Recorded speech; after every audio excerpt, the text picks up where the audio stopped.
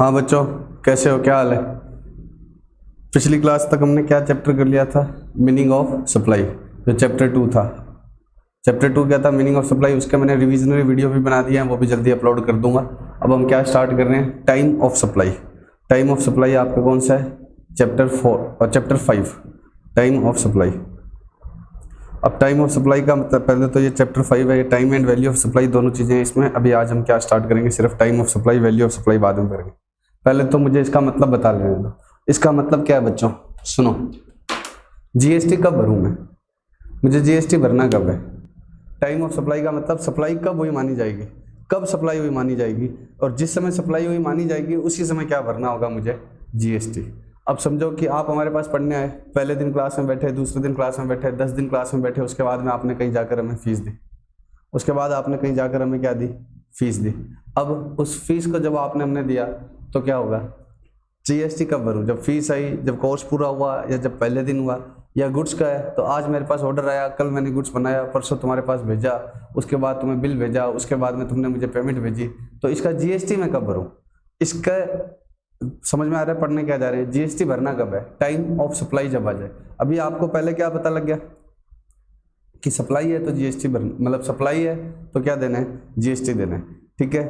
अब इसमें third chapter क्या है, चार्ज ऑफ जीएसटी। उसमें मेनली क्या है, जीएसटी भरेगा कौन, वो हमने अभी बताया, अभी डिस्कस नहीं किया, ठीक है। जीएसटी अभी आपको पता ही है कि मैं सेल कर रहा हूँ तो जीएसटी मैं आपसे लेकर आगे भरूंगा, ठीक है, लेकिन फिर भी उसमें कुछ बातें हैं वो हमने पढ़नी है। फोर्थ चैप्टर क्या है, एग्जाम्पशंस।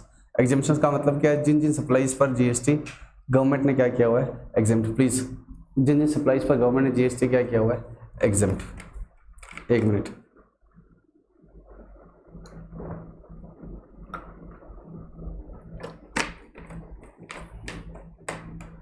फिफ्थ चैप्टर क्या है, जब जीएसटी भरना है तो किस समय भरना है, time of supply. Time of supply का मतलब भी क्या है, कब सप्लाई हुई मानी जाएगी और कब आपको जीएसटी भरना है। एक बार आप थोड़ा सा ना आइडिया ले लो कि करना क्या क्या है।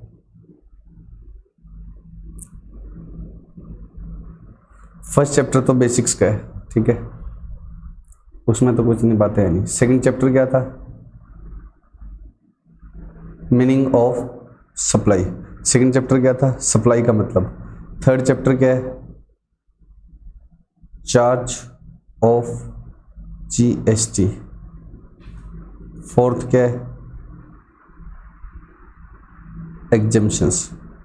और फिफ्थ क्या है, time of supply and value of supply. एक बार में वैल्यू ऑफ सप्लाई तो लिख ही नहीं रहा। चार्ज ऑफ जीएसटी का मतलब क्या समझना, मैं हूं प्रशांत मेश्वरी, आप कौन हो, स्टूडेंट। तो बच्चों बताओ, मैं तुम्हें पढ़ा रहा हूँ, तुम मुझे क्या दोगे, फीस, प्लस क्या दोगे, जीएसटी। और इसमें जीएसटी वाला पार्ट मैं किसको दे दूंगा, गवर्नमेंट को। जीएसटी वाला पार्ट मैं किसको दे दूंगा, गवर्नमेंट को। जनरली यही होता है। इसको हम क्या बोलते हैं, फॉरवर्ड चार्ज। इसको हम क्या बोलते हैं, फॉरवर्ड चार्ज। और एक होता है रिवर्स चार्ज।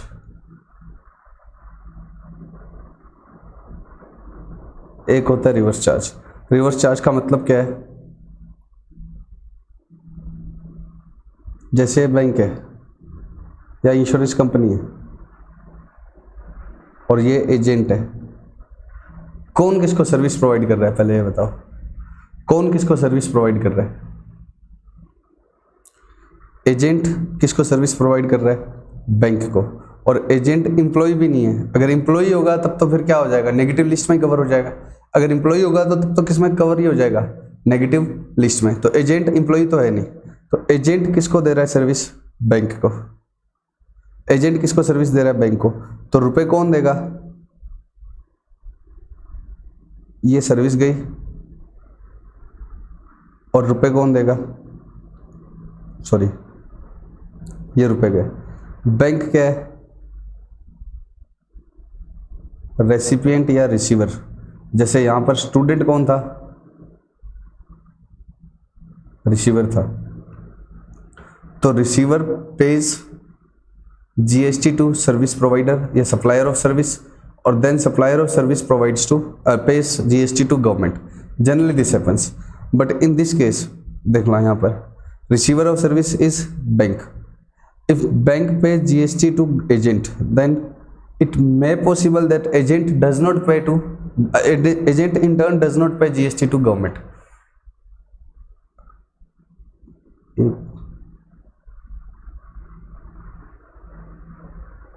ये जो दोनों मैंने ब्लू किए हैं ये दोनों ही क्या है, रिसीवर ऑफ सर्विस है।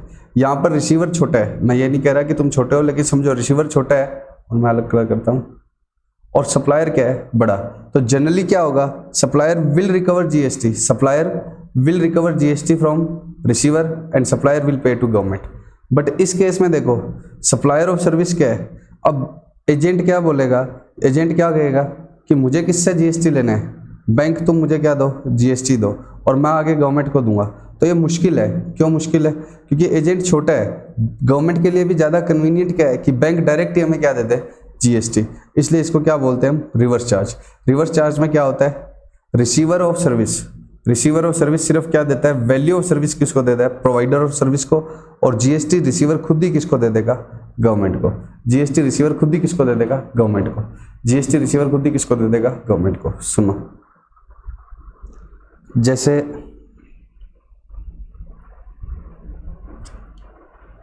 ये है टी सीरीज, ये कौन है, टी सीरीज, और इसके लिए गाना गाता है, ये एक सिंगर है, ये एक सिंगर है, ये गाना गाता है। सिंगर ने क्या प्रोवाइड की, सर्विस। तो ये सिंगर क्या है, सप्लायर ऑफ सर्विस, ठीक है। और टी सीरीज क्या है, receiver of service. T series क्या है, रिसीवर ऑफ सर्विस। मेरा और तुम्हारी एग्जांपल देखो, यहाँ पर कौन है, प्रशांत महेश्वरी, और यहाँ पर कौन है, स्टूडेंट। स्टूडेंट क्या है, रिसीवर ऑफ सर्विस, और प्रशांत महेश्वरी क्या है, सप्लायर ऑफ सर्विस, ठीक। यहाँ से यहाँ क्या गई है, सर्विस गई है, और यहाँ से यहाँ क्या होगी, पेमेंट जाएगी।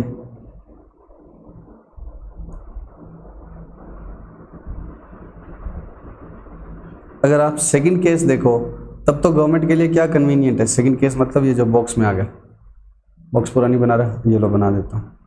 गवर्नमेंट के लिए क्या कन्वीनियंट है कि प्रशांत महेश्वरी से जीएसटी रिकवर किया जाए। प्रशांत महेश्वरी से मतलब कि बच्चे किसको दे देंगे, प्रशांत महेश्वरी को जीएसटी दे देंगे, और गवर्नमेंट प्रशांत महेश्वरी आगे किसको दे देगा, गवर्नमेंट को। लेकिन इस केस में टी सीरीज खुद बड़ी कंपनी है, और सिंगर्स या ये जो है ये लोग क्या होते हैं, छोटे होते हैं in relation to T series. तो गवर्नमेंट क्या कहती है, हमारे लिए कन्वीनियंट क्या है, तुम उसको क्या करो, बिना जीएसटी के पेमेंट कर लो। जनरली तो क्या होगा, generally receiver will pay GST to supplier, supplier will pay to government. लेकिन कुछ केसेस में receiver will pay only value of service to, only and only value of service to supplier of service. GST will be directly paid by the receiver, like in the example of bank. यहाँ bank service receive कर रहा था, agent bank को क्या देता था, service देता था। एजेंट बैंक को क्या दे रहा था, सर्विस। अब बैंक ने क्या किया, एजेंट को सिर्फ किसके दिए, वैल्यू के रुपए दिए, value of service the. GST bank ने डायरेक्टली किसको दे दिया, गवर्नमेंट को। इस तरह के केसेस को क्या किया जाता है, रिवर्स चार्ज।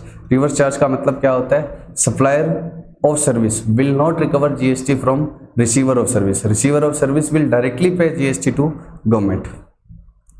A supplier है, B क्या है, रिसीवर है। हमारे एग्जाम्पल के हिसाब से बताओ मैं कौन हो गया, A, क्योंकि मैं तुम्हें सर्विस सप्लाई कर रहा हूँ, मैं तुम्हें पढ़ा रहा हूँ। और B कौन हो गया, आप। B कौन हो गया, आप। अब आपने मुझे क्या देना है, रुपए। तो आप मुझे क्या दोगे, वैल्यू मेरे पढ़ाने की plus GST, value plus GST, और मैं आगे जीएसटी किसको दे दूंगा, गवर्नमेंट को। ये होता है नॉर्मल चार्ज या फॉरवर्ड चार्ज। इसको क्या बोलते हैं, नॉर्मल चार्ज और फॉरवर्ड चार्ज, जनरली यही लगता है। लेकिन कुछ ऐसे केस होंगे तुम जीएसटी किसको मत देना, सप्लायर को, सप्लायर आगे गवर्नमेंट को नहीं देगा, तुम डायरेक्ट ही किसको दे देना, गवर्नमेंट को। ऐसे कौन से केस हैं जहाँ रिसीवर खुद क्या है, बड़ा है। जैसे बैंक सर्विस रिसीव कर रहा था, बैंक सर्विस रिसीव कर रहा था एजेंट की, तो गवर्नमेंट कहती है ये एजेंट हमें दे ना दे, तुम डायरेक्ट ही हमें दे देना, हमारे लिए तुम्हें से कलेक्ट करना ही क्या है, ज़्यादा कन्वीनियंट है, ठीक है। तो इस तरह की चीज़ें किस में आएगी, चार्ज ऑफ जीएसटी में। तो सर आप जब ये चैप्टर करा ही नहीं रहे तो अभी बीच में क्यों बोल रहे हो, इसकी थोड़ी सी ज़रूरत किस में पड़ेगी, टाइम ऑफ सप्लाई में, इसलिए मैंने बात कर ली। तो पहले क्या है, कुछ जगह पर रिवर्स चार्ज है, वो सब चीज़ें किस में पढ़ने वाले हैं, थर्ड चैप्टर में एज पर आईसीआई मॉड्यूल, ये किस में आना चाहिए? थर्ड चैप्टर में। एग्जाम्पशंस मतलब सप्लाई भी है, सब कुछ है, लेकिन हम क्या कर रहे हैं? एग्जेम्प्ट। तो ये तो बहुत सारी चीज़ें इसमें, सिर्फ क्या लिखी हुई है? इन सप्लाईज पर जीएसटी नहीं लेंगे। और फिर हम क्या पढ़ेंगे? Time of supply. Time of supply का मतलब क्या है? जब क्या है? एग्जेम्प्ट सप्लाई भी है, एग्जेम्प्ट भी नहीं है, और आपको देना है तब। अब टाइम ऑफ सप्लाई में हम दोनों पढ़ेंगे, रिवर्स चार्ज लग जाए तब कब पे करना है, और नॉर्मल चार्ज हो तब कब पे करना है। ठीक है, इसलिए मैंने थोड़ी सी बात किसकी करी? रिवर्स चार्ज की। रिवर्स चार्ज का मतलब क्या होता है पहले सुन लो। जनरली सप्लायर ऑफ सर्विस, हमारे एग्जाम्पल में कौन है? मैं। सप्लायर ऑफ सर्विस या सप्लायर ऑफ गुड्स। अब मैं सर्विस का एग्जाम्पल ले रहा हूँ क्योंकि मैं तुम्हें पढ़ा रहा हूँ, ना कि गुड्स दे रहा हूँ। तो generally supplier of service recovers GST from recipient of service. तुम कौन हो? Receiver of service. Generally supplier of service recovers GST from receiver of service, then this GST is paid by supplier to government. This is called as, this is known as normal charge. But in case of reverse charge, in case of reverse charge what happens? Receiver of service, हमारे example में कौन है? आप। Does not पे GST to supplier. GST नहीं पे करेंगे, बाकी वैल्यू तो दोगे, मैंने पढ़ाया है तो मुझे मेरा पैसा तो दोगे ना। तो receiver of service only pays the value of service to the supplier. He doesn't pay GST to the supplier, he directly pays GST to the government. This is called reverse charge. अब कहां कहां पर reverse charge है वो हम किस chapter में पढ़ेंगे? चार्ज ऑफ जीएसटी वाले थर्ड चैप्टर में पढ़ेंगे। उसकी थोड़ी सी जरूरत पड़ेगी मुझे टाइम ऑफ सप्लाई में, इसलिए मैंने पहले डिस्कस किया। ओके, हाँ सर, ओके, ठीक है। अब सुनो,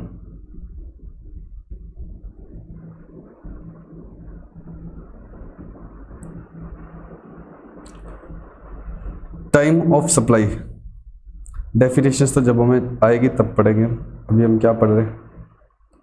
सेक्शन 12 और 13 होते हैं इसमें टाइम ऑफ सप्लाई। पहले हम क्या पढ़ रहे हैं? Time of supply. अंडरलाइन कीजिए गुड्स को। किसकी बात कर रहे हैं? Time of supply of goods. Goods के केस में टाइम ऑफ सप्लाई कब हुआ माना जाएगा? कब माना जाएगा? आज जब पढ़ के हो रहे हैं, क्योंकि जब टाइम ऑफ सप्लाई आएगा तभी तो जीएसटी भरेंगे। जीएसटी कब भरेंगे?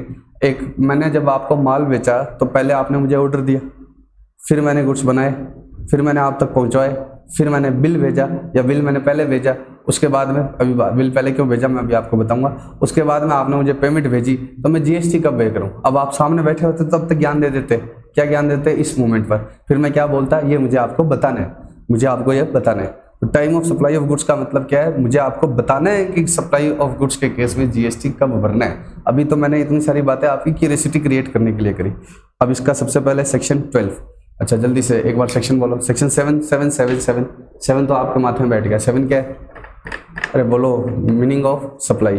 8 composite and mix supply. 8 composite and mix supply.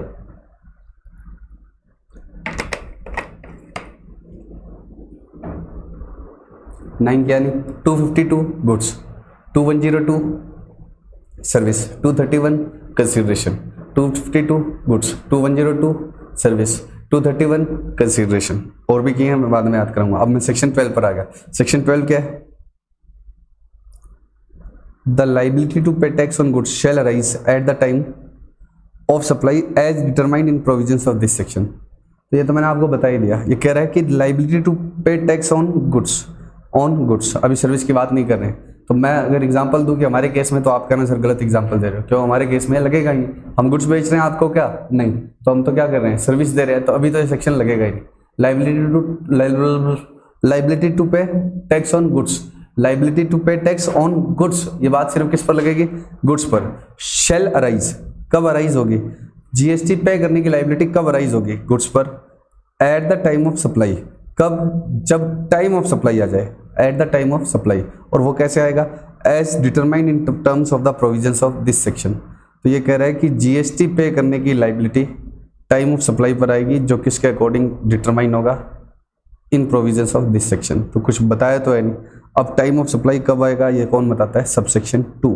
1 तो एक जनरल बात करके छोड़ देता है, 1 तो एक क्या करके छोड़ देता है? जनरल बात, ठीक है। सेकंड क्या है? मेन बात। The liability to the time of supply of goods shall be earlier, underline कीजिए। Time of supply of goods shall be the earlier of the following dates, namely क्या? Date of issue of invoice by the supplier. इतना पढ़ते हैं एक बार, आगे नहीं पढ़ रहा मैं। और क्या आगे? काट मत देना तुम, और क्या आगे नहीं पढ़ रहा मैं, ठीक है। Date of issue of invoice by the supplier और date on which the supplier receives the payment with respect to the supply. तो क्या हो गया, इनवॉइस डेट और payment date, supplier receives the payment whichever is earlier, invoice date और सब payment date whichever is earlier.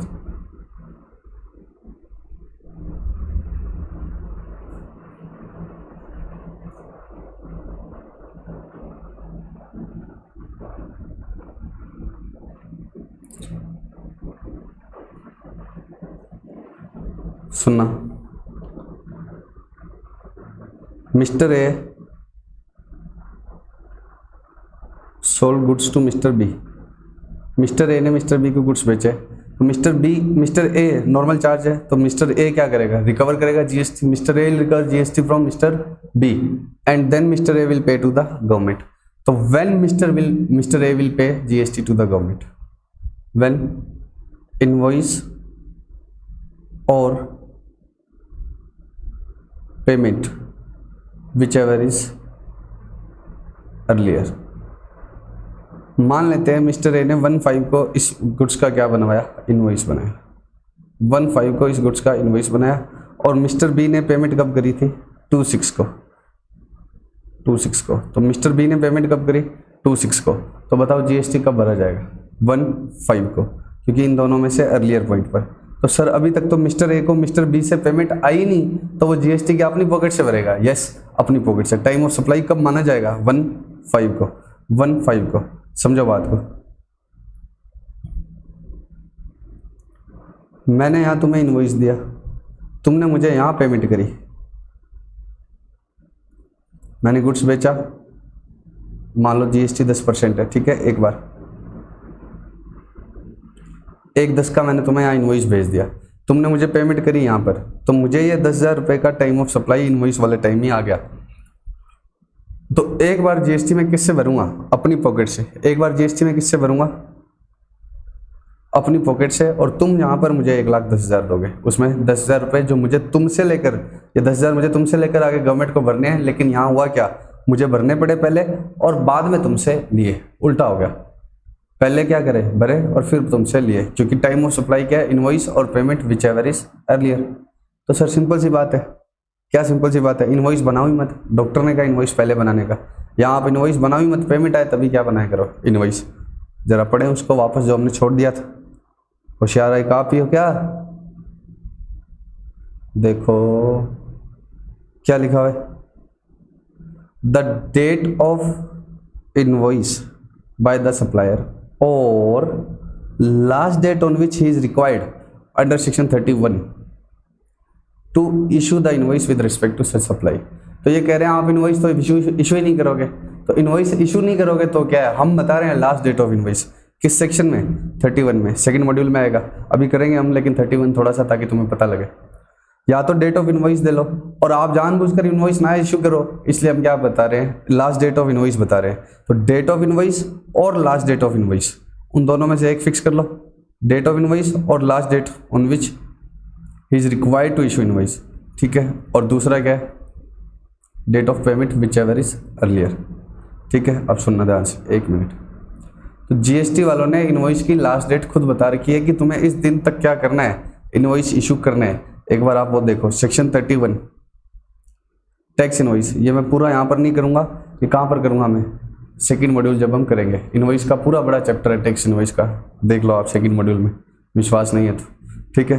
A registered person supplying taxable goods shall before or at the time of, shall कब issue invoice करेगा, before or at the time of removal of goods for supply to the recipient. Removal से पहले पहले क्या करना है, उसको invoice issue करना है, कब तक, before or at the time of removal, eight the time of removal. आगे क्या लिखा हुआ है, पहले इतना समझ ले, आगे क्या लिखा हुआ है। तो रिमूवल से पहले पहले उसको क्या इशू करना है, इनवॉइस। ये मिस्टर ए है, ये मिस्टर बी है, मिस्टर ए ने यहाँ पर ये ट्रक भरा और ये ट्रक रवाना कर दिया मिस्टर बी की तरफ, ये मुंबई का है और ये कहाँ का है, दिल्ली का। तो इस रिमूवल से पहले पहले मिस्टर ए को क्या इशू करना है, इनवॉइस इशू करना ही करना है। किस में लिखा हुआ है, 12 में नहीं, 31 में। 31 में क्या लिखा हुआ है, before or at the time of removal, before or at the time of removal of goods, before or at the time of removal of goods. For supply to the recipient where supply involves movement of goods, जब supply में क्या include हो, movement हो। Movement का मतलब मुझे भेजना है। अब आप मेरी शॉप पर है, आपने बोला ये चीज़ पसंद है, हाँ आपने क्या बोला, आपने बोला ये चीज़ पसंद है मुझे खरीदनी है, तो मैं कहा खरीद लो, मुझे क्या दिक्कत है। अब आपने जब खरीदा तो मैंने आपको डिलीवरी दे दी, बात खत्म। मैंने आपको दे दी, आप पैसे लिए या पैसे बाद में दे दोगे या पैसे दिए, जो भी है वो हो गया। तो इसमें मूवमेंट इन्वॉल्व है क्या? नहीं, मुझे सिंपली आपको देना है। लेकिन जब मुझे मूव करवाना है, मुझे मूव करवाना है मतलब मुझे आपके प्लेस तक चीज़ पहुंचवानी है, तब की बात कर रहे हैं हम।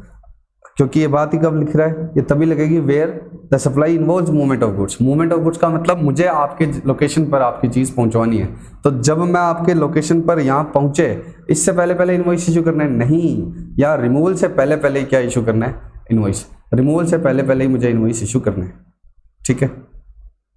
हम उस केस को लेंगे जब मूवमेंट इन्वॉल्व ही नहीं है, तब क्या होगा। लेकिन जब मूवमेंट इन्वॉल्व है पहले, तब का एग्जाम्पल लेते हैं, ठीक है। ये है दिल्ली बेस्ड पार्टी, ये कौन है? दिल्ली। ये कौन है? मुंबई। तो इस मुंबई वाले ने किसको ऑर्डर दिया? दिल्ली वाले को, कि आप गुड्स भेजो। कितनी तारीख को? 28/2 को। इसने क्या किया?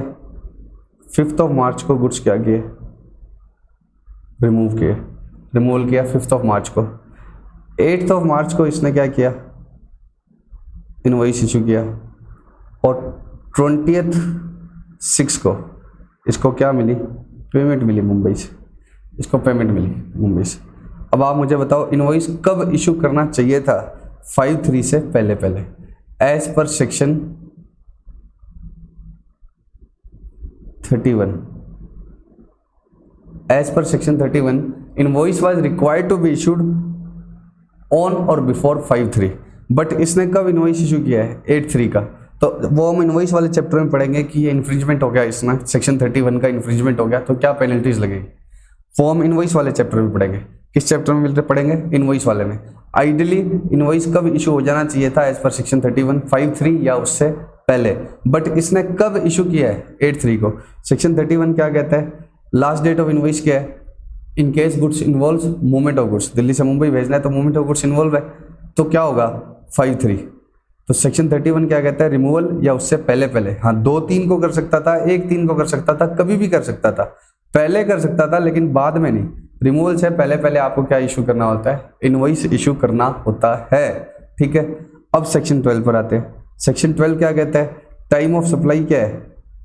खाली इनवॉइस डेट या last date of invoice? Invoice date और लास्ट डेट ऑफ इनवॉइस। तो मुझे अब कौन सा लेना होगा? 5/3। इनवॉइस डेट में कब लेता? जब 5/3 से पहले किया होता। लास्ट डेट ऑफ इनवॉइस क्या है? 5/3। और पेमेंट, और payment whichever is earlier.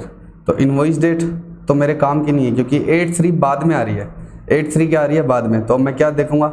Last date of invoice और payment date whichever is earlier. तो इनवॉइस डेट कब लेना और लास्ट डेट ऑफ इनवॉइस कब लेना? सुनो,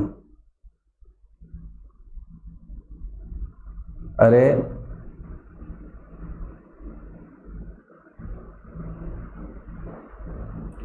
सुनो बच्चों,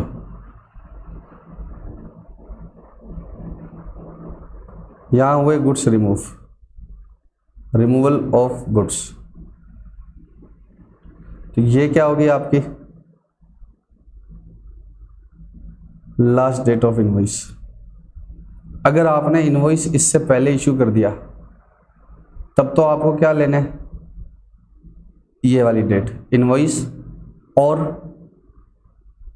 payment whichever is earlier. Invoice और payment whichever is earlier. अगर आप इनवॉइस लास्ट डेट से पहले इशू कर देते हो, तो आपका time of supply in case of goods क्या पड़ेगा बच्चों? इनवॉइस और payment whichever is earlier. But आपने लास्ट इस दिन, लास्ट डेट ऑफ इनवॉइस तक इनवॉइस इशू किया ही नहीं, तो फिर हम क्या देखेंगे? लास्ट डेट ऑफ इनवॉइस और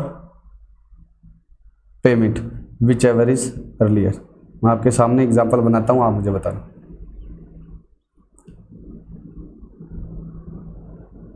date of removal, invoice date, payment date, time of supply. Time of supply मतलब जिस दिन मुझे जीएसटी भरना चाहिए, मतलब जिस दिन liability to pay GST arise हो जाएगी। First case, date of removal था 5/8। What is this? Date of removal था 5/8। इनवॉइस डेट क्या थी?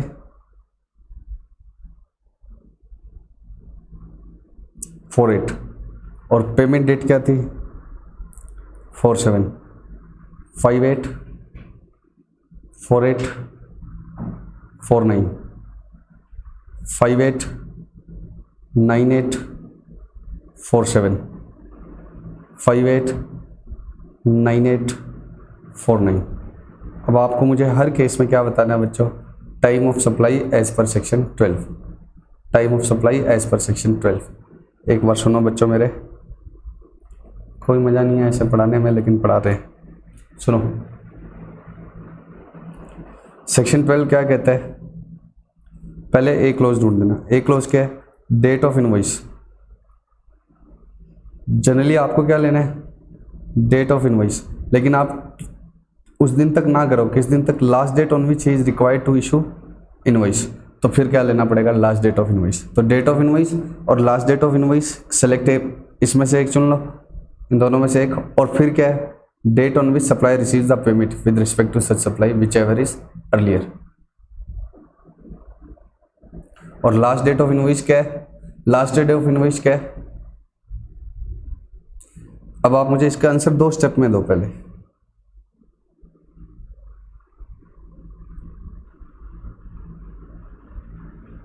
12 का ए का आंसर मतलब डेट ऑफ इनवॉइस और लास्ट डेट ऑफ इनवॉइस, और बी क्या मतलब? Date of payment whichever is earlier. तो बी तो बना ही हुआ है, डेट ऑफ पेमेंट तो बना ही हुआ है। 12(2)(a), एक मिनट,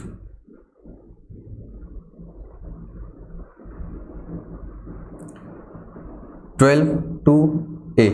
12(2)(a) में क्या निकालना आपको? डेट ऑफ इनवॉइस और लास्ट डेट ऑफ इनवॉइस, दोनों में से एक चुनना है। फिर date of payment whichever is earlier. ठीक है,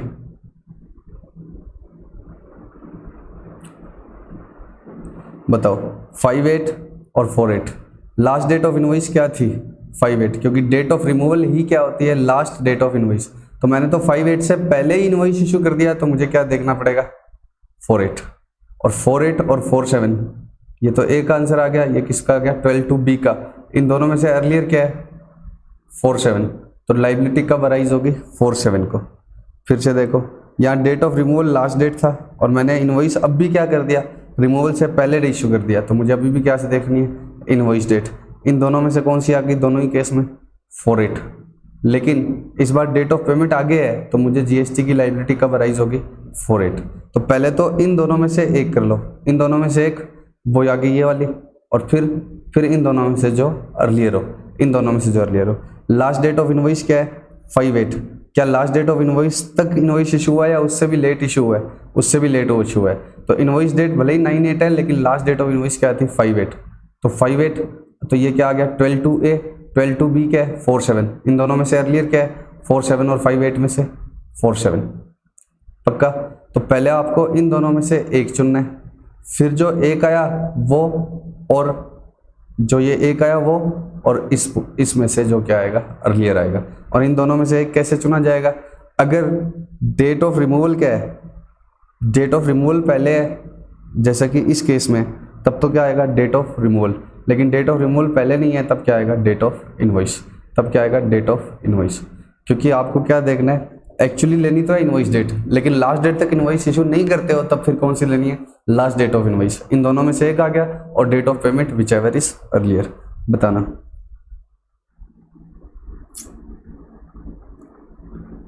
ये डेट ऑफ रिमूवल, ये डेट ऑफ रिमूवल, और मैंने इनवॉइस यहाँ इशू कर दिया। तो कौन सी काम की है 12(2)(a) के लिए? इनवॉइस या date of removal? Invoice date, invoice date. और पेमेंट आई यहाँ पर, तो इनवॉइस और payment whichever is earlier. तो कौन सा है? यही वाला। ठीक। सेकंड केस, ये डेट ऑफ रिमूवल, इनवॉइस मैंने यहाँ इशू किया, तो इन दोनों में से कौन सी काम की है? लास्ट डेट ऑफ इनवॉइस, जो क्या है? Date of removal. तो डेट ऑफ रिमूवल और डेट ऑफ रिमूवल और payment whichever is earlier. मान लो पेमेंट यहाँ की, तो फिर कौन सा लिया जाएगा, ये, फिर ये वाला टाइम ऑफ सप्लाई है। मान लो पेमेंट यहाँ ना आकर कहाँ आई, पेमेंट यहाँ आई, तब क्या होगा, ये वाला। तो आपको पहले 12/2 डिसाइड करना है। 12/2 क्या है, आपको इनवॉइस डेट लेनी है, लेकिन लास्ट डेट तक इनवॉइस, लास्ट मतलब रिमूवल डेट तक आपने इनवॉइस नहीं इशू किया, तो फिर कौन सी लेनी है, डेट ऑफ रिमूवल। ठीक है, तो 12/2 क्या कहता है, इनवॉइस डेट और क्या, last date on which he is required to issue invoice. और वो क्या है, वो 31 में लिखी हुई है। वो क्या है, अगर गुड्स आपको क्या करवानी है, डिलीवर करवाने हैं, मूवमेंट इन्वॉल्व है, तो मूवमेंट मतलब आपको पहुंचवाने हैं, मूवमेंट इन्वॉल्व है, तब क्या देखना है, रिमूवल से पहले। ठीक है, और फिर date of payment whichever is earlier.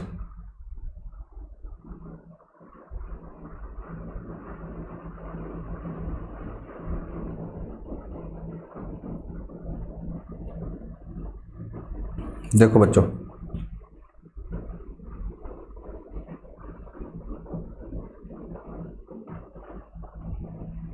क्या है, date of issue of invoice, और या तो इनवॉइस डेट ही ले लो, और अगर लास्ट डेट तक इनवॉइस नहीं इशू किया तो फिर लास्ट डेट ऑफ इनवॉइस, और date of payment whichever is earlier.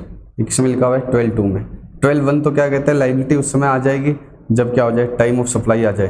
तो टाइम ऑफ सप्लाई कब आया, वहाँ आना जाएगा, टाइम ऑफ सप्लाई कब आना जाएगा, इनवॉइस डेट और लास्ट डेट ऑफ इनवॉइस, इन दोनों में से एक, और फिर date of payment whichever is earlier, whichever is earlier.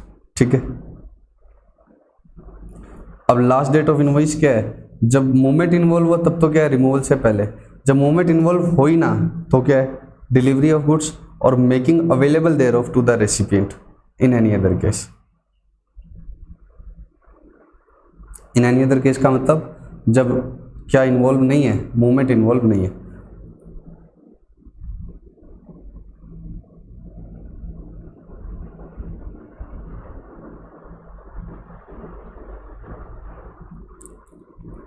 Last date of invoice,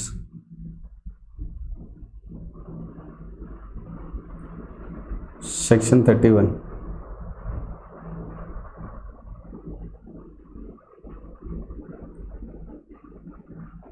movement involve है, अदर केस का मतलब क्या हो गया, मूवमेंट इन्वॉल्व नहीं है। मूवमेंट इन्वॉल्व है तो क्या है, रिमूवल। रिमूवल से पहले कर सकते हो, हाँ, क्या लिखा है, ऑन और बिफोर रिमूवल। मैं तो क्या बता रहा हूँ, लास्ट डेट। लास्ट डेट क्या होगी, रिमूवल। ऑन और बिफोर रिमूवल, लॉ में लास्ट डेट नहीं लिखा हुआ, लॉ में तो क्या लिखा, ऑन और बिफोर रिमूवल करेगा। और अदर केस में क्या है, डिलीवरी और मेकिंग अवेलेबल। इसका मतलब क्या है, ये समझाता हूँ, पहले ये देख लो। गुड्स गया मुंबई टू दिल्ली, तो जब ये मुंबई से रिमूव होगा, इससे पहले पहले क्या है, इनवॉइस इशू हो जाना चाहिए। अब डिलीवरी और मेकिंग अवेलेबल का मतलब क्या है, ये शॉप है, यहाँ पर कस्टमर आया, इसने क्या किया, इसने क्या बोला, सामान पसंद है, तो मुझे कोई मूव नहीं करवाना, गुड्स ले जा सामान, बात खत्म। तो जैसे ही मैं इसको डिलीवर करूँगा, मैं कहूँगा ये ले गुड्स ले, ये जैसे ही लेगा मैं कहूँगा रुक, पहले इनवॉइस ले, या दोनों साथ में ले, एट द टाइम और before. Before or at the time of delivery, इसमें क्या है, रिमूवल नहीं है, before or at the time of delivery. Goods मत ले, पहले पहले क्या ले, इनवॉइस ले, या बराबर में इनवॉइस ले, एट द टाइम और रिमूवल। मतलब कुल मिला के बेचते समय आपको क्या देना है, इनवॉइस देना है, बेचते समय आपको क्या देना है, इनवॉइस। सर ये तो ठीक है, फिर मेकिंग अवेलेबल का क्या मतलब है, मेकिंग अवेलेबल का मतलब मैं डिलीवरी दे ही नहीं रहा और मैं उसको गुड्स दे देता हूँ। मैं डिलीवरी दे ही नहीं रहा, मैं उसको गुड्स दे देता हूँ, कैसे,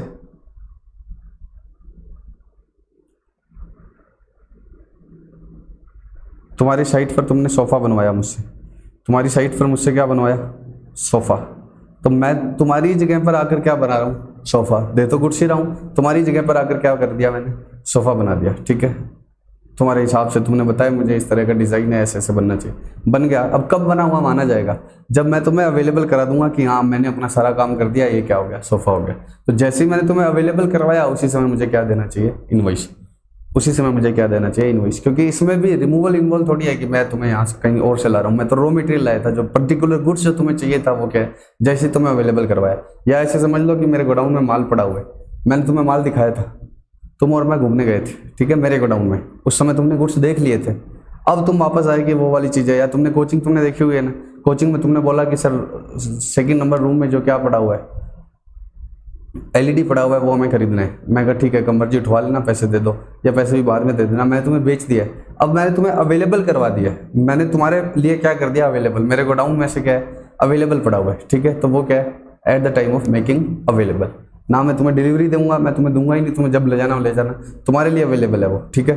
तो डिलीवरी और अवेलेबल देखना है in case goods does not involve movement of goods. तो पहले तो मुझे ये बताओ सेक्शन 31, हालांकि सेक्शन 31 किस में आएगा, सेकंड मॉड्यूल में आएगा और बहुत डिटेल में आएगा, उसमें मैं पूरी डिटेल में करूंगा, लेकिन मैं अभी क्यों कर रहा हूं, मैं अभी इसलिए कर रहा हूं क्योंकि मुझे क्या चाहिए होता है आगे, इसकी जरूरत पड़ेगी सेक्शन 12 में। सेक्शन 12 क्या कहता है, इनवॉइस और लास्ट डेट ऑफ इनवॉइस और payment whichever is earlier. Section 12 क्या कहता है, 12(2) का ए क्लॉज क्या कहता है, इनवॉइस और लास्ट डेट ऑफ इनवॉइस, और फिर बी क्लॉज क्या कहता है, पेमेंट, इन दोनों में से अर्लियर लो। तो इनवॉइस डेट तो ठीक है, लास्ट डेट ऑफ इनवॉइस किसके हिसाब से डिसाइड होगी, 31 के हिसाब से। 31 क्या कहता है, in case goods involve movement of goods, तब क्या देखना है, रिमूवल डेट ही क्या है, लास्ट डेट ऑफ इनवॉइस, और in case goods does not involve movement of goods तब क्या देखना है आपको, in case goods does not involve movements of goods तब क्या देखना है, डिलीवरी और मेकिंग अवेलेबल। डिलीवरी मतलब गुड्स देना, मेकिंग अवेलेबल मतलब ना गुड्स देना ना ही रिमूव कराना, तुम अपने आप उठवा लेना, ये पड़ी फलानी जगह पर गुड्स पड़ा है, तुम्हारे लिए अवेलेबल हो गए, ओके। तो इससे के तो क्या पता लगा मुझे, लास्ट डेट ऑफ इनवॉइस। अब इसका यूज किस में आएगा, सेक्शन 12(2)(a) में। 2(a) क्या कहता है, इनवॉइस डेट और लास्ट डेट ऑफ इनवॉइस, इन दोनों में से एक चुन लो, और फिर payment whichever is earlier इस टाइम ऑफ सप्लाई। तो जीएसटी अब देखो कितना मुश्किल लॉ बनाया हुआ है, मुश्किल मतलब इस सेंस में नहीं कह रहा बच्चों के लिए मुश्किल है, मतलब एक्चुअली फॉलो करना, देखो कैसे मुश्किल है। मैंने तुम्हें आज माल भेजा, मैंने तुम्हें आज क्या भेजा, माल भेजा, माल भेजा, तुमने मुझे पेमेंट नहीं दी, तुमने मुझे हाँ बेचा जरूर है, बेच दिया, तुमने ऑर्डर आया, तुमने कहा माल भेज दो, ऑर्डर आया, सेल के लिए ही भेज रहा हूँ, सेल के लिए ही भेज रहा हूँ, सेल के लिए ही भेज रहा हूँ, ठीक है। ऑर्डर आया, मैंने तुम्हारा ऑर्डर आया, मैंने माल भेजा, जैसे यहाँ से माल भेजा, मेरा क्या आ गया, last date of invoice, payment तुम्हारी आई नहीं है, तुम 4 महीने बाद पेमेंट करोगे, लास्ट डेट ऑफ इनवॉइस आ गया कि नहीं आ गया, आ गया, लास्ट डेट ऑफ इनवॉइस आ गया, तो 12(2)(a) क्या कहता है, इनवॉइस की लास्ट डेट आ गई, भले तुम इनवॉइस ना काटो, या काटना तो चाहिए एज पर 31, आपको आज से पहले ही काटना चाहिए, नहीं काटा है तो 31 के जो पेनल्टीज है वो लगेंगी, 31 का इन्फ्रिंजमेंट की जो पेनल्टीज है वो लगेंगी, लेकिन क्या है अभी आपको क्या देना चाहिए था, इनवॉइस देना चाहिए था। अब लास्ट डेट ऑफ इनवॉइस आ चुकी है, आप जीएसटी भरो, आप समझो ये गुड्स पड़ा है, जीएसटी का मतलब तो क्या था, सामने वाले से लेकर आगे क्या करना है, देना है, लेकिन यहाँ क्या है, ये गुड्स मैंने तुम्हें भेज दिया, ये गया, इधर से सरकार आ गई गेट पे, जीएसटी। मैंने कहा जीएसटी का मतलब क्या होता है, वो कहते हैं जीएसटी का मतलब इनडायरेक्ट टैक्स होता है। इनडायरेक्ट टैक्स का मतलब क्या होता है, कस्टमर से लेकर देना है, अभी कस्टमर ने पेमेंट ही नहीं किया है, तुम जाओ, वो कहते हैं नहीं हमें दे दो, कस्टमर से तुम्हारे रिश्ते अच्छे हैं, तुम उधार दे रहे हो, अगर तुम्हारा अच्छा रिश्ता नहीं होता तुम भी उधार नहीं देते, तो तुम्हारे अच्छे रिश्तों की हम क्यों भुगते हैं, सरकार कहती है तुम्हारे अच्छे रिश्तों की हम क्यों भुगते हैं, तुम उससे लेते रहना, बाद में सर बाद में नहीं आए तो पहले इतना कर ले, बाद में नहीं आए तो बाद में बात करेंगे, बाद में नहीं आए तो कस्टमर से रिश्ते तुम्हारे अच्छे हैं, तुम उससे पैसे लेट ले रहे हो, तो हम क्यों भुगते हैं, गवर्नमेंट कहती है तुम ले लो अभी की अभी, नगद क्यों बेचते हो उधार, तो तुम उससे उधार बेच रहे हो, तो जीएसटी उससे लेते रहना, हमें तो हमारा अभी दे दो, क्योंकि रिमूवल होते ही क्या हो गया, time of supply of goods आ गया है और जीएसटी दो। अच्छा सेकंड केस, मैंने अभी गुड्स भेजा नहीं, एडवांस आ गया मेरे पास क्या आ गया, एडवांस, इसका इंप्लीकेशन समझा रहा हूँ मैं, मेरे पास आ गया एडवांस, ठीक। 12(2)(a) में इनवॉइस क्यों नहीं इशू किया, मैंने गुड्स भेजा ही नहीं, मैं कहा भैया तुम्हारा भरोसा है नहीं, पहले तुम एडवांस दो, तुम्हारे पास भरोसा है नहीं, तुम पहले क्या भेजो, एडवांस भेजो। उसने एडवांस भेजा, उसने क्या भेजा, एडवांस, पैसा पहले एडवांस भेजो, ₹1,00,000 का माल है, ₹1,00,000 प्लस मान लो 10% जीएसटी है, 1,10,000 एडवांस भेजो। उसने एडवांस भेजा, अभी तक मैंने गुड्स नहीं भेजा है, तो गवर्नमेंट कहती है 10,000 तो मेरा ही है, 10,000 तो जीएसटी का है, वो क्यों रोक रहे हो, वो कह रहे हैं, मैं कह रहा हूँ अभी मैंने माल ही नहीं भेजा, वो कहते बाढ़ में गया, तुम्हारे पास पैसे आ गया, तब तो जीएसटी का पैसा आ गया, वो तो दो ही दो, तो गवर्नमेंट ने आपको बांध के छोड़ दिया, कैसे, रुपए आ गए तो हमारा जीएसटी वाला पार्ट आया ही है, वो तो दो ही दो, और रुपए नहीं आए तो क्यों नहीं ले रहे, लो हम नहीं तो हमें हमारा जीएसटी दो।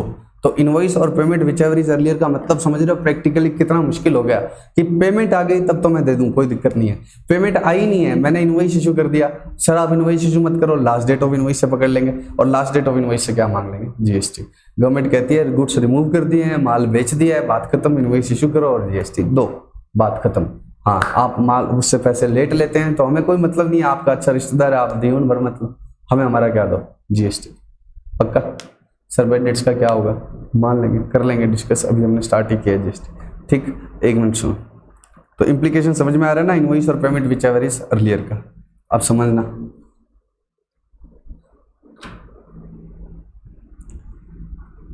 ऑर्डर था कितने का? 5 लाख का। समझाने के लिए जीएसटी की रेट कितनी ले रहा हूं? 50,000। ठीक है, 10% जीएसटी की रेट ले ली मैंने। ठीक है, इसमें आधा सीजीएसटी एसजीएसटी मान लें, नहीं तो इंटरेस्ट रेट ना मानो, इंटरेस्ट रेट मान लो तो या जीएसटी पूरा। मैंने कहा एडवांस भेजो, आपने मुझे एडवांस अभी कितने का भेजा है? 1 लाख का। तुमने मुझे अभी तक सिर्फ क्या दिया है? पेमेंट। अभी तक मैंने क्या नहीं भेजा है? ना गुड्स भेजा ना बात। तुमने मुझे सिर्फ पेमेंट भेजी है कितने की? 1 लाख की।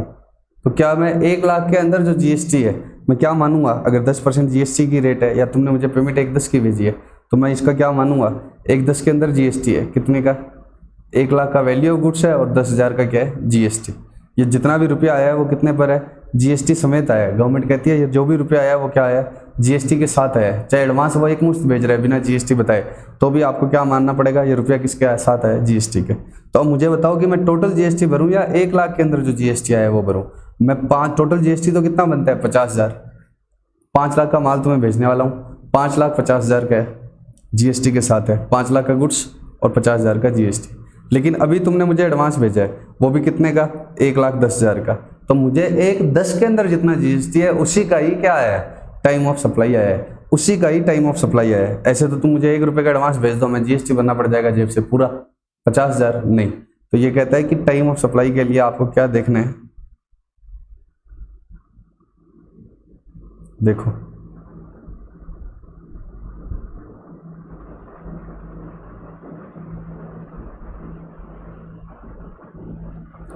For the purpose of clauses A and B, for the purpose of clauses A and B, A and B मतलब 12A 12B, the supply shall be deem to have been made.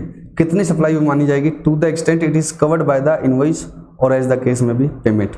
अगर invoice के according आपका time of supply आया है तो जितने का invoice कटा है, और पेमेंट के अकॉर्डिंग आया है तो जितने का पेमेंट आई है। तो हमारे केस में मैंने जो एग्जांपल लिया वो किसके अकॉर्डिंग आया था? पेमेंट के लिए अकॉर्डिंग। तो टाइम ऑफ सप्लाई या तो क्या होगा आपका? इनवॉइस, और या क्या होगा? पेमेंट। तो कितना माना जाएगा? To the extent covered in payment. तो भले ही टोटल सप्लाई कितने की होने वाली है? 550 की। पेमेंट कितने की आई है? सिर्फ पेमेंट कितने की आई है? 1,10 की। तो इसके एक्सटेंट तक का ही टाइम ऑफ सप्लाई माना जाएगा। देखो मैं पूरा एग्जांपल लेता हूं, आप बताना कब कब टाइम ऑफ सप्लाई आएगा। तुमने मुझे यहाँ 1,10,000 रुपये का क्या दे दिया? एडवांस। ठीक है, टोटल वो का वो है। मुझे आपको कितने का गुड्स सप्लाई करना है? 5 लाख का गुड्स और 50,000 उसमें क्या है? जीएसटी। 10% कोई रेट नहीं है, लेकिन मैं समझाने के लिए लेता हूँ क्योंकि फालतू में रेट्स के चक्कर में क्या हो जाए। अब यहाँ पर मैंने आपको गुड्स रिमूव कर दिया सारा का सारा, मतलब कितना? 550 का। आपने मुझे यहाँ पर बचा हुआ कितने का दे दिया? पेमेंट 440 की। और मैंने रिमूवल के साथ ही इनवॉइस भी इशू कर दिया पूरा कितने का? 550 का। तो मुझे टाइम ऑफ सप्लाई कब कब माना जाएगा? अब सुनो, तुमने पेमेंट कैसे की? 110 एडवांस, 440 बाद में। टोटल कितनी पेमेंट करनी थी तुमने? 550। तो 110 तो तुमने यहाँ एडवांस कर दी और 440 कहाँ कर दी? यहाँ पर कर दी। तो टाइम ऑफ सप्लाई 12/2A के अकॉर्डिंग क्या है? ये वाला दिन, इसको मैं डेट बोल दूं 23/4/4/55। 4/4 है, 4/4 है ना लास्ट डेट ऑफ इनवॉइस, या इनवॉइस डेट यही है। इसी दिन मैंने इनवॉइस इशू किया, मैंने तुम्हें बोला। और 12/2B के अकॉर्डिंग पेमेंट डेट क्या है? 23 और 55। 23 भी पेमेंट डेट है और 55 भी क्या है? Payment date. तो 23 के लिए तो कौन सा माना जाएगा? इन दोनों का अर्लियर कौन सा आएगा? 23। इन दोनों का अर्लियर कौन सा आएगा? 23। 23 और 4/4 में। और 55 और 4/4 के लिए अर्लियर क्या आएगा? 4/4। तो मुझे जीएसटी की लायबिलिटी कब कब अराइज होगी? टोटल जीएसटी कितना भरना है मुझे? 50। 5 लाख तो मेरा ही है ना। तो इस 1,10 में कितना जीएसटी है? 10,000। तो 10,000 का जीएसटी तो मुझे कब लायबिलिटी अराइज होगी? 2/3 को। इसको 2 मान लो। जब पेमेंट टुकड़ों टुकड़ों में आ रही है ना, तो इसको क्या मान लो? 2 क्वेश्चन। 2 क्वेश्चन का मतलब 1,10 का ये क्वेश्चन है और 440 का अलग क्वेश्चन है। 1,10 के लिए क्या है? 1 10 के लिए तो ये वाली डेट और ये वाली डेट का अर्लियर, और 4 40 के लिए डेट कौन सी है, 4 4 और 5 5 का अर्लियर, तो 4 4 4 4 आएगी ना। ऐसे 2 पार्ट में आ रही है ना पेमेंट, 2 पार्ट में आ रही है ना, 4 40 और 1 10। तो ये मान लो कि 2 अलग अलग गुड्स है, तो 1 10 के लिए तो कौन सा आएगा, 2 3 और 4 4 का अर्लियर, तो यही आ गया। तो 10,000 का इसमें जीएसटी है। और 4 40 के लिए क्या आएगा, 4 4 और 5 5 का अर्लियर, तो 4 4, तो 4 4 को मुझे कितना और जीएसटी भरना पड़ेगा, 40। ठीक है। और सर 1 10 का जब इनवॉइस और पेमेंट लिखा है तो पेमेंट यहाँ होगी, तो पूरे 5 50 का यही कर दो। पूरे 5 50 का यहाँ कैसे कर दूं, देखो उसमें प्रोविजन, उसमें क्या लिखा हुआ था एक्सप्लेनेशन,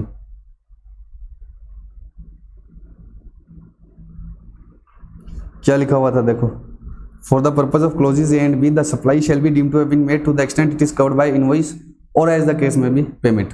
तो पेमेंट तो 1 10 की आई थी ना, तो पूरे 5 50 का क्यों कर दूं। तो सर इस इनवॉइस का क्या मतलब हुआ, मान लो कि इनवॉइस मैंने पहले क्या किया है, कम का भेजा है,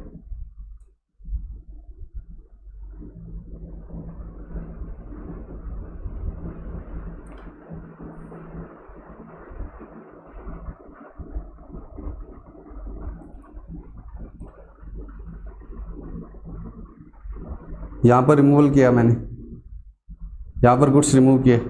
पहले टोटल गुड्स तो 5 लाख प्लस 10% रेट के साथ 5 50 का था, लेकिन मैंने अभी तक ना क्या किया, पेमेंट आई ना बात, फिर भी मैंने यहाँ पर एक इनवॉइस भेज दिया आपको, ताकि आपको याद आ जाए कि कुछ एडवांस भेजने। तो 1 10 का मैंने इनवॉइस भेजा है, अभी तक कोई पेमेंट नहीं आई, कुछ नहीं आई, इनवॉइस मैंने यहाँ इशू कर दिया, रिमूवल से पहले तो कर ही सकता हूँ। तो सिर्फ कितना जीएसटी भरना होगा, 10,000, क्योंकि to the extent covered by invoice. तो आप अगर इनवॉइस और पेमेंट जो भी अर्लियर ले रहे हो तो कितना लेना है, सारे के सारे का ऊपर वही रूल लगा देना है, या जितने का इनवॉइस है जितने की पेमेंट आई है वो लिखना है, जितने का इनवॉइस हुआ है या जितने की क्या आई है पेमेंट आई है उसके अकॉर्डिंग। हाँ बच्चों, अभी हम इतना ही करेंगे क्योंकि साइंस सर ने डंडा कर दिया।